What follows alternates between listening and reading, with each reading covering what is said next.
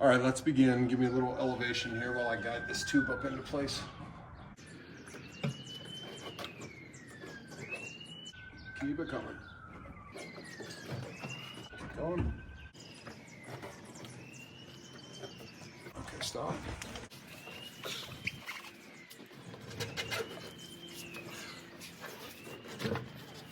Okay, go ahead.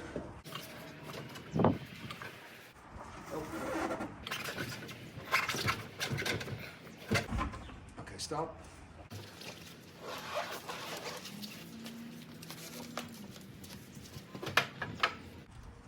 Go. As you can see, we got the filler neck up through the hole in the body of the car.